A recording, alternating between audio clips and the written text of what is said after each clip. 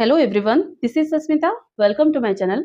आज हम डिस्कस करने वाले हैं क्लास 9 का साइंस का chapter 1 that is matter in our surrounding. तो इस चैप्टर में हम डिस्कस करने वाले हैं, पहले तो हम डिस्कस करेंगे introduction, next physical nature of matter, next हम डिस्कस करेंगे characteristics of particles of matter, next जो आएगा हमारा हम डिस्कस करेंगे that is states of matter, जो कि सॉलिड, लिक्विड, गैसियस स्टेट, तीनों ही हम डिस्कस करेंगे। अगर हो सकता है तो थोड़ा बहुत आगे भी हम डिस्कस करेंगे, जो कि है हमारा can matter change it's state. तो इसको हम लाइन बाय लाइन डिस्कस नहीं करते हैं, मैंने कुछ क्वेश्चन आंसर नोट किए हैं, उसको हम पढ़ेंगे। शॉर्टकट में हम सारी चीजें सीखने की कोशिश करेंगे। तो चलिए देखते हैं हम हमारा नोट्स इतना कॉन्सेप्ट समझने के लिए। सो सबसे पहला क्वेश्चन है, what do you mean by matter. Introduction जब पढ़ोगे आप, आपको पहले सीखना है कि मैटर क्या है। तो आंसर हम लिखेंगे, हर वो चीज जिसका खुद का मास होता है, वॉल्यूम होता है, उसको रहने के लिए कुछ स्पेस चाहिए होता है, तो हर वो चीज को हम बोलते हैं मैटर।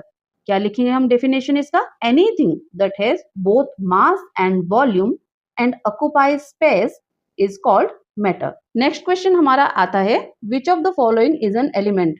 अब एलिमेंट क्या है, ये क्वेश्चन इतना इंपॉर्टेंट नहीं है, लेकिन कोई एक क्वेश्चन पेपर में लास्ट ईयर के मैंने देखा था, ये क्वेश्चन आया था, तो मैंने इसको नोट डाउन कर लिया है। अगर आप देखोगे इंट्रोडक्शन वाले पार्ट में सेकंड पैराग्राफ में शायद लिखा है एलिमेंट का डेफिनेशन, जिसको हम बोलते हैं ना हिंदी में पंचतत्व, जो कि है आपका air, water, earth, fire and sky. ये है हमारे 5 एलिमेंट्स। तो यहाँ पे ऑप्शन में वाटर दिया गया है, तो आप इसको सिलेक्ट कर दीजिए। नेक्स्ट है हमारा क्वेश्चन आता है 3, question number 3, what is the physical nature of matter. Matter का फिजिकल नेचर क्या होता है। तो मैटर का फिजिकल नेचर होता है, हर एक मैटर बहुत सारे छोटे छोटे पार्टिकल से बने हुए होते हैं, बहुत सारे, नंबर ऑफ, जिनको आप काउंट भी नहीं कर सकते। यहाँ पे बच्चे जनरली क्या करते हैं, गलती कर देते हैं, पार्टिकल्स को एटम, मॉलिक्यूल समझ लेते हैं। नहीं, ऐसा नहीं है, आपको अभी पार्टिकल्स ही लिखना है, ना कि एटम, ना कि मॉलिक्यूल्स। ठीक है, पहला पॉइंट है, देखिए यहाँ पे लिखा है, every matter is made up of a large number of particles. याद रखिए, आपको पार्टिकल शब्द ही लिखना है यहाँ पर। इस चैप्टर के लिए एटम, मॉलिक्यूल कुछ भी यूज मत कीजिएगा। तो नेक्स्ट जो फिजिकल नेचर ऑफ मैटर है वो होता है कि हर पार्टिकल का एक डेफिनेट शेप होता है, साइज होता है, और हर पार्टिकल, एक मैटर का जो पार्टिकल का नेचर है वो दूसरे मैटर के पार्टिकल से अलग होता है। तो मैटर टू मैटर पार्टिकल का नेचर भी डिफर करता है। वही हम लिखेंगे सेकंड पॉइंट में, the shape, size and nature of particles are different from matter to matter.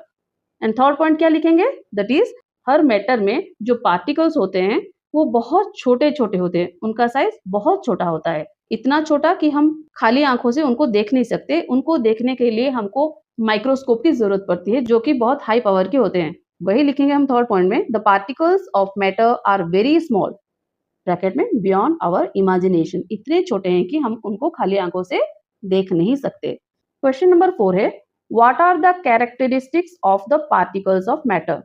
ऊपर ही क्वेश्चन में हमने देखा कि हर मैटर बहुत सारे छोटे छोटे पार्टिकल्स से बने हुए होते हैं, और ये पार्टिकल्स का कैरेक्टरिस्टिक क्या है, अब ये क्वेश्चन में हम पढ़ेंगे। तो पार्टिकल्स का कैरेक्टर ये होता है कि हर पार्टिकल, जितने भी मैटर्स हैं उनमें बहुत सारे पार्टिकल्स होते हैं, तो हर पार्टिकल के बीच में ना स्पेस होता है। कोई कोई मैटर में पार्टिकल्स के बीच जो स्पेस है वो थोड़ा होता है, कोई कोई मैटर में पार्टिकल्स के बीच का जो स्पेस है वो थोड़ा ज्यादा होता है, और कहीं पे तो बहुत ही ज्यादा स्पेस होता है। ये मैटर के स्टेट के ऊपर डिपेंड करता है, आगे हम वही पढ़ेंगे। लेकिन अभी के लिए इतना याद रखिए कि मैटर के पार्टिकल्स के बीच में स्पेस होता है, यह है पहला कैरेक्टरिस्टिक। वही हम यहाँ पर लिखेंगे, तो characteristics of particles of matter are, पहला, particles of matter have space between them. Second point लिखेंगे, particles of matter are continuously moving. Yes, particles हमेशा मूव करते रहते हैं, वो कॉन्स्टेंटली एक जगह पे बैठ के नहीं रहते, वो हमेशा ही मूव करते रहते हैं। Next point, particles of matter attract each other. एक पार्टिकल दूसरे पार्टिकल को हमेशा अट्रैक्ट करता रहता है। These are the characteristics of the particles of matter. याद रख लीजिए, ये बेसिक चीजें हैं, अगर इनको आपने याद रख लिया तो चैप्टर के बाकी क्वेश्चंस आंसर समझने में आपको इजी हो जाएगा। ठीक है, ये पॉइंट्स बहुत इंपॉर्टेंट है। आगे बढ़ते हैं क्वेश्चन नंबर 5 की तरफ, that is what is kinetic energy, how does it very with temperature. Kinetic energy क्या है और ये टेम्परेचर के साथ कैसे वेरी करता है। अभी हमने ऊपर क्वेश्चन नंबर 4 में पढ़ा कैरेक्टरिस्टिक ऑफ पार्टिकल, उसमें हमने बताया था सेकंड पॉइंट में कि पार्टिकल्स जो है हमेशा मूव करते रहते हैं, है ना। तो मूव करने के लिए उनको कोई ना कोई तो एनर्जी चाहिए होगा, तो जो एनर्जी की वजह से वो पार्टिकल्स मूव करते हैं उसको बोला जाता है काइनेटिक एनर्जी। ठीक है, वही हम लिखेंगे पहले काइनेटिक एनर्जी का definition, that is each particle of matter possesses a kind of energy which helps them in continuous movement. This energy is called kinetic energy. अब देखेंगे काइनेटिक एनर्जी टेम्परेचर के साथ कैसे वेरी करता है। अगर आप टेम्परेचर बढ़ा दोगे तो हर पार्टिकल का काइनेटिक एनर्जी बढ़ जाता है, ये उनका नेचर है। अगर आप टेम्परेचर कम कर दोगे तो काइनेटिक एनर्जी भी कम हो जाती है।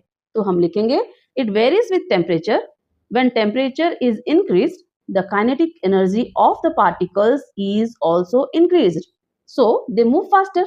अगर एनर्जी बढ़ गई तो ज्यादा फास्टली वो मूव करेंगे, इसीलिए हमने लिखा सो दे मूव फास्टर। आप चाहो तो एक सेंटेंस यहाँ पे ऐड कर सकते हो, when temperature is decreased the kinetic energy of the particles also decreases। ये चाहो तो सेंटेंस आप ऐड कर सकते हो। ठीक है, आगे बढ़ते हैं। What is diffusion? तो डिफ्यूजन क्या होता है?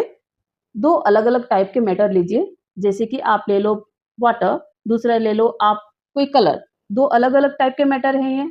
अगर आप कलर को पानी में डालते हो तो पानी में वो मिक्स हो जाता है। तो यहाँ पे particles of two kinds of matter are intermixing with each other and this is called as diffusion. ठीक है, तो हम आंसर लिखेंगे the intermixing of particles of two different types of matter on their own. अपने आप वो intermix होंगे, आपको खुद प्रेशर लगाकर मिक्स नहीं करना है। ठीक है, वो अपने आप ही मिक्स होंगे, तभी जाके वो डिफ्यूजन कहलाएंगे। एक बार और बता देती हूँ answer, the intermixing of particles of two different types of matter on their own is called diffusion. Next है question number 7, what are properties of solid? अब ये आ गया आपका मैटर के स्टेट्स के बारे में पढ़ाई। जैसे कि आपने बुक में अगर पढ़ा है तो देखा होगा, आपने पढ़ा होगा कि मैटर जो होता है 3 स्टेट्स में एग्जिस्ट करता है। One is solid, next is liquid and the third one is gaseous state. तो कौन कौन से प्रॉपर्टी होंगे तो उसको हम सॉलिड स्टेट बोलेंगे। कौन कौन से प्रॉपर्टी फॉलो करेंगे वो तो हम उनको लिक्विड बोलेंगे। कौन कौन से प्रॉपर्टी फॉलो करेंगे तो उनको हम गैस बोलेंगे। ये प्रॉपर्टीज हम पढ़ेंगे। सबसे पहले तो हम यहाँ पर पढ़ रहे हैं प्रॉपर्टीज ऑफ सॉलिड। चलो देख लेते हैं पार्टिकल्स को कौन कौन से रूल्स को फॉलो करना है, तब जाके वो सॉलिड ग्रुप में एंटर करेंगे, सॉलिड की टीम में रहेंगे। तो पहला पॉइंट जो है, पहला कंडीशन जो है सॉलिड के घर में रहने के लिए, सॉलिड ग्रुप में एंटर मारने के लिए पार्टिकल्स के लिए कंडीशन ये है कि दे हैव ए डेफिनेट शेप। उनका एक पर्टिकुलर शेप होना चाहिए, उनका एक बाउंड्री होना चाहिए, उनका एक वॉल्यूम होना चाहिए, फिक्स वॉल्यूम। ऐसा नहीं कि कभी उनका शेप चेंज हो गया, कभी उनका वॉल्यूम चेंज हो गया, ऐसा नहीं होना चाहिए। उनका एक पर्टिकुलर शेप, बाउंड्री, वॉल्यूम होना जरूरी है। पहला कंडीशन है ये। तो हम लिख देंगे the properties of solid are, first one, they have a definite shape, distinct boundary and a fix volume. Next condition क्या है? They have a negligible compressibility. हाँ, उनकी कंप्रेसिबिलिटी बहुत कम होनी चाहिए। जैसे कि सॉलिड का एग्जांपल आप ले लो, अभी आपने हाथ में ही पकड़ा होगा मोबाइल या फिर पेन या फिर बुक, ये सब सॉलिड चीजें हैं। अभी उनको आप कंप्रेस करके देखो, क्या वो दब रहे हैं? नहीं दब रहे हैं, है ना। सो इनकी कंप्रेसिबिलिटी जो होती है दैट इज वेरी नेग्लिजिबल। ये बन गया हमारा second point, they have negligible compressibility. Next point, third one, that is they have a tendency to maintain their shape when subjected to outside force. जब भी बाहर से हम उनको फोर्स देंगे तो अपना शेप वो मेंटेन करके रखेंगे, वो टेढ़ा मेढ़ा नहीं हो जाएंगे। अभी आपने हाथ में अगर पेन पकड़ा है, उसको बेंड करने की कोशिश करो, क्या वो बेंड हो रहा है? ताकत लगाओ, फोर्स लगाओ, पेन टूट जाएगा लेकिन वो बेंड नहीं होगा।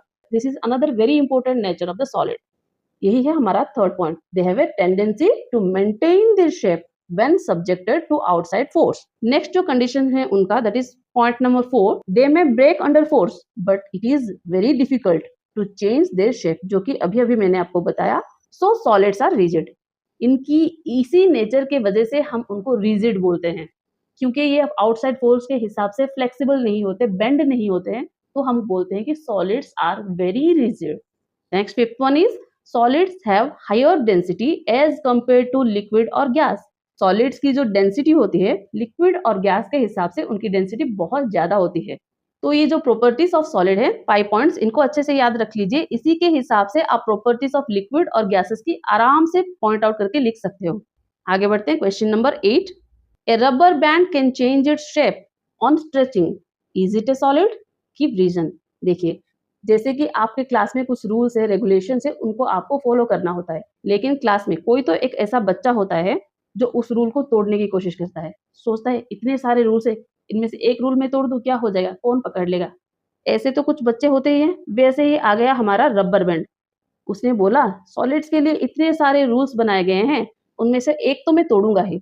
जैसे कि अभी हमने ऊपर 4th पॉइंट में पढ़ा, दे may break under force but it is difficult to change their shape so solids are rigid। ये रूल को तोड़ता है रबर बैंड। बोलता है अरे मैं अपना शेप नहीं चेंज करूंगा, मैं तो रिजिड नहीं बनूंगा, मैं थोड़ा फ्लेक्सिबल हो जाता हूँ, कौन ही पकड़ लेगा, कौन ही देख लेगा। मैं इन्हीं की टीम में शामिल हो जाता हूँ, सॉलिड के ग्रुप में ही छिपके रह जाता हूँ, लेकिन इनके रूल को तोड़ते रहूंगा, थोड़ा तो फ्लेक्सिबल मैं रहूंगा ही। तो जब भी रबर बैंड के ऊपर हमने थोड़ा फोर्स लगाया तो वो फ्लेक्सिबल बन गया, थोड़ा स्ट्रेच हो गया। इस तरह से उसने सॉलिड की प्रॉपर्टी के रूल जो ये 4th नंबर रूल है उसको तोड़ दिया। अब किसी ने शायद देख लिया कि रबर बैंड ने तो हमारा रूल तोड़ दिया है, तो कंप्लेन किया टीचर को। अब रबर बैंड अपने आप को एक्सप्लेन कर रहा है कि नहीं नहीं मैंने तो ये गलती से कर लिया, मैं थोड़ा स्ट्रेच हो गया तो क्या हुआ, देखो जब भी फोर्स हटा दिया जाएगा मैं अपने आप वापस से नॉर्मल शेप में आ रहा हूँ। इसीलिए तो मैं सॉलिड के ग्रुप में ही आता हूँ, और कोई ग्रुप में मैं शामिल नहीं हो सकता, मैं सॉलिड ही हूँ। हाँ थोड़ा गलती हो गई कि मैं स्ट्रेच हो गया। इस तरह से वो अपने आप को एक्सप्लेन करता है। तो इसको आप आंसर बना के लिख लीजिए। A rubber band changes shape on stretching. जब भी हम रबर बैंड को स्ट्रेच करते हैं ये अपना शेप चेंज कर लेता है, लेकिन जब भी हम इसका फोर्स हटा लेते हैं वापस से ये नॉर्मल शेप गेन कर लेता है। It regains the same shape when the applied force is removed. During this process its mass remains constant. ये जो स्ट्रेचिंग होता है जब भी फोर्स हटा दो तो वापस नॉर्मल शेप में आ जाता है। इस प्रोसेस के दौरान इसका देखिए मास कांस्टेंट ही रहता है, चेंज नहीं होता है। So it is a solid, इसीलिए ये सॉलिड है। ये क्वेश्चन ज्यादातर एग्जाम में आता है कि रबर बैंड अपना शेप चेंज करता है फिर भी इसको क्यों सॉलिड के ग्रुप में रखा जाता है। इसको आप पक्का प्रैक्टिस कर लीजिए। नेक्स्ट आता है हमारा question number 9। When sugar and salt are kept in different jars, they take the shape of the jar। जब भी हम सुगर एंड सॉल्ट को जार में रखते हैं तो जार के शेप में वो ढल जाते हैं। आर दे सॉलिड्स, क्या वो सॉलिड है? गिव रीजन, अपना रीजन बताइए। तो हाँ, सुगर एंड सॉल्ट को जब भी हम जार में रखते हैं वो जार का शेप ही ले लेते हैं, फिर भी वो सॉलिड है। बिकॉज शुगर का हर एक दाना देखिए, सॉल्ट का हर एक दाना देखिए आप, हर एक दाना जो उसका शेप चेंज नहीं करता, क्योंकि वो दाने बहुत छोटे छोटे होते हैं। जब भी उनको हम जार के अंदर डालते हैं तो वो जार के हिसाब से अपने आप को फिट कर लेते हैं, लेकिन उनका हर एक दाने का शेप कभी चेंज नहीं होता है। ठीक है, वही चीज आपको यहाँ पर लिखनी है।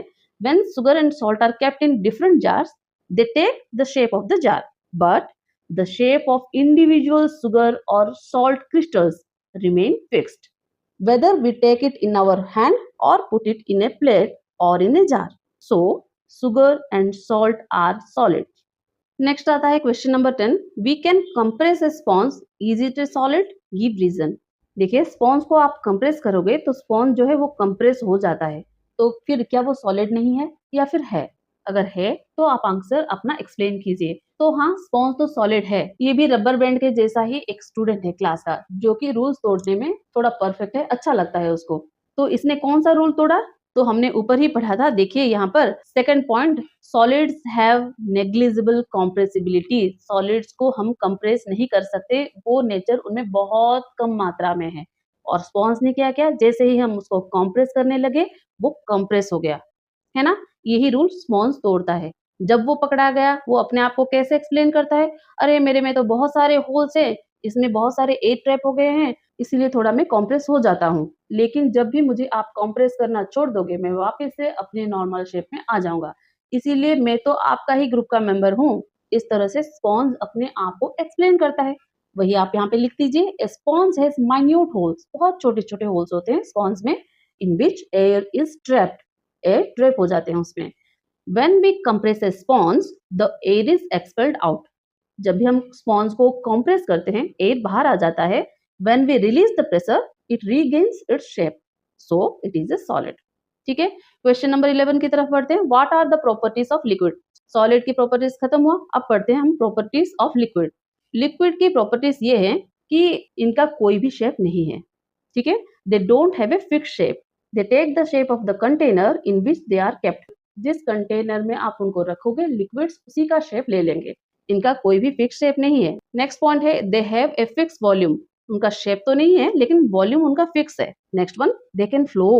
हाँ, हम जानते हैं वाटर फ्लो होता है, तो इसको ध्यान में रखते हुए थर्ड पॉइंट लिखना तो आपके लिए बहुत ईजी है, they can flow. So they are called fluids. वो फ्लो हो सकते हैं, इसीलिए तो हम उनको फ्लूइड बोलते हैं। तो आपके दिमाग में एक क्वेश्चन आ रहा होगा, हवा भी तो फ्लो होता है, तो क्या हम उसको फ्लूइड बोलेंगे? तो हाँ, गैसेस को हम फ्लूइड बोलते हैं और वो आगे हम पढ़ेंगे।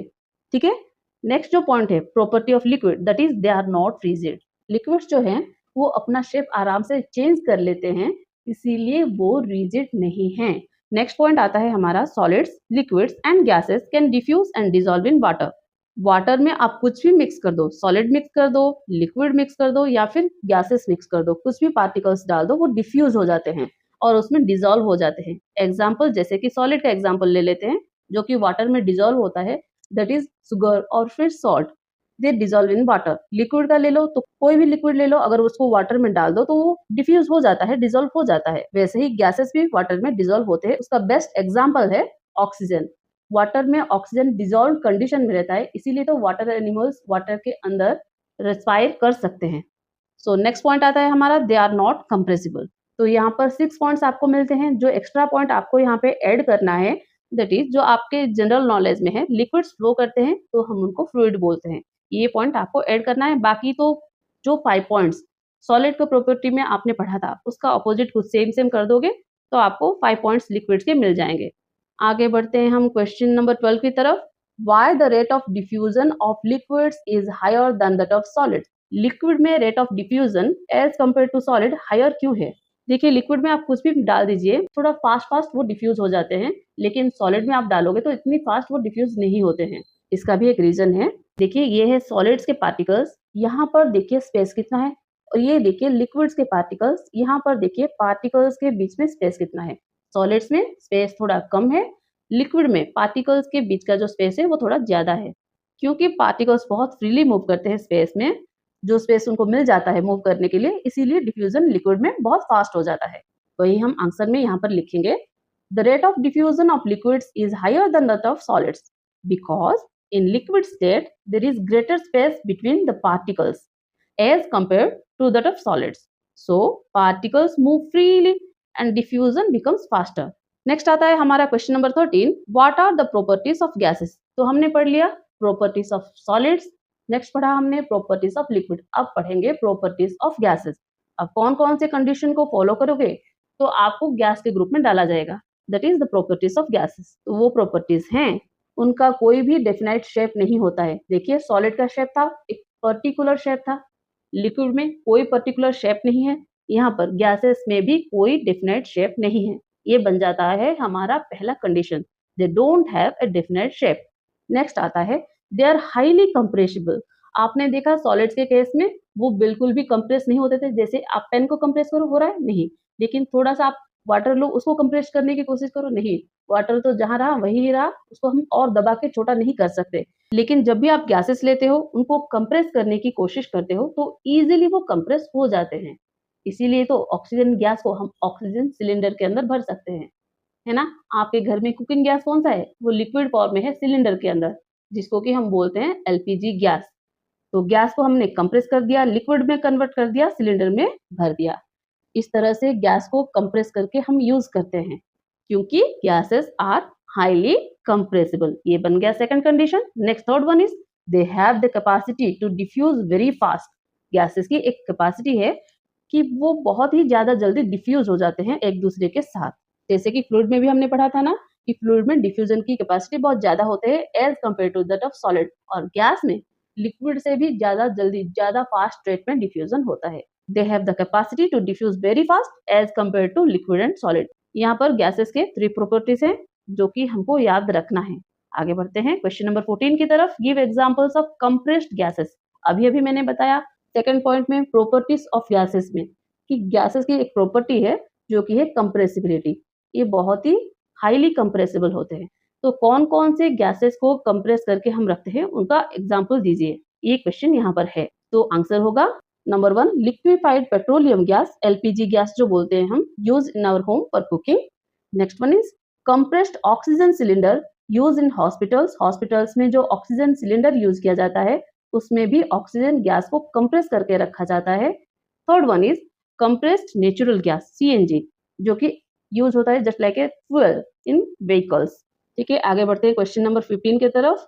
Why do gases exert more pressure on the walls of the container than solid? Solid को अगर कोई कंटेनर के अंदर रखो तो सॉलिड्स कंटेनर के वाल के ऊपर कम प्रेशर डालते हैं, लेकिन गैस को रखो तो गैस जो है वो कंटेनर के वाल को बहुत ज्यादा प्रेशराइज करते हैं, बहुत ज्यादा प्रेशर डालते हैं उसके ऊपर। ऐसा क्यों? क्योंकि मैंने पहले ही बताया गैसेस में पार्टिकल्स जो है बहुत स्पेस होता है उनके अंदर, तो स्पेस के वजह से वो फ्रीली अंदर मूव करते रहते हैं। जितना स्पेस पार्टिकल्स को मिलता है वो पार्टिकल्स उतना फास्ट मूव करते हैं। अगर कोई चीज फास्ट फास्ट मूव कर रहा है तो धक्का मुक्की तो होता ही है। उसी तरह से गैसेस के पार्टिकल्स जब भी मूव करते हैं बहुत फास्ट मूव करते हैं, और जिस कंटेनर में हम उनको रखते हैं उसके ऊपर धक्का मुक्की करके उसके दीवार पर, उसके वॉल पर प्रेशर डालते हैं। ठीक है, सॉलिड्स में स्पेस नहीं होता है तो इतना फास्ट वो मूव नहीं कर पाते, तो उनका जो प्रेशर है on the wall of the container वो थोड़ा कम होता है। वही हम यहाँ पर लिखेंगे, in gaseous state the space between the particles is very high, so they move randomly at high speed. Due to random movement, the particles hit each other and also the walls of the container with much pressure. But in solids, the space between the particles is very less. The force of attraction between the particles is very high, so they do not hit the wall of the container with much pressure. ठीक है, आगे बढ़ते हैं question number 16 की तरफ। What is the definition of melting point of solid? अच्छा ठीक है, मेल्टिंग पॉइंट, फ्यूजन, ये दोनों हम डिस्कस कर लेते हैं इस वीडियो में। नेक्स्ट वीडियो में हम डिस्कस करेंगे क्वेश्चन नंबर 18 के बाद से। डिस्कस कर लेते हैं question number 16 and 17। Question number 16 is melting point of solid. तो मेल्टिंग पॉइंट ऑफ सॉलिड ये क्या है? तो जितना कम टेम्परेचर में वो सॉलिड मेल्ट हो जाएगा into liquid without giving any pressure, extra pressure, that temperature is called melting point. ठीक है, तो हम आंसर यहाँ पे लिख देंगे द मिनिमम टेम्परेचर। ठीक है, द मिनिमम टेम्परेचर, मिनिमम लिखना भूलना नहीं, the minimum temperature at which a solid melts to become a liquid at the atmospheric pressure, याद रखना, at the atmospheric pressure is called its melting point. तो ये answer में आपको दो वर्ड्स का ध्यान रखना है जो कि आपको मिस नहीं करना है, दैट इज मिनिमम टेम्परेचर। खाली नहीं लिखोगे टेम्परेचर, द टेम्परेचर एट विच, ऐसा नहीं लिखना है आपको, आपको लिखना है द मिनिमम टेम्परेचर। ठीक है, the minimum temperature at which the solid melts to become a liquid. और एक शब्द यहाँ पर लिखना है एट द एटमॉस्फेरिक प्रेशर, ये भी आपको लिखना है। ठीक है, minimum temperature eight the atmospheric pressure, ये दोनों आपको ध्यान में रखना है, मिस नहीं करना है। आगे देखते हैं what is fusion. The process of melting that is change of solid state into liquid state is known as fusion. अब सॉलिड कोई लिक्विड में कन्वर्ट हो जाता है तो उस प्रोसेस को हम बोलते हैं मेल्टिंग, और इसी प्रोसेस को साइंटिफिक लैंग्वेज में हम बोलेंगे फ्यूजन। ठीक है, change of solid state into liquid state is known as fusion. आगे क्वेश्चन नंबर 18 से नेक्स्ट वीडियो में हम डिस्कस करते हैं। कोई भी डाउट हो यहाँ तक तो कमेंट सेक्शन में कमेंट कीजिए, पूछिए, कोशिश करूंगी नेक्स्ट वीडियो में आपके डाउट्स क्लियर हो जाएं। वीडियो अगर हेल्पफुल लगी हो, पसंद आई हो, समझ में आया हो तो लाइक, शेयर एंड सब्सक्राइब कर दीजिए। Thank you.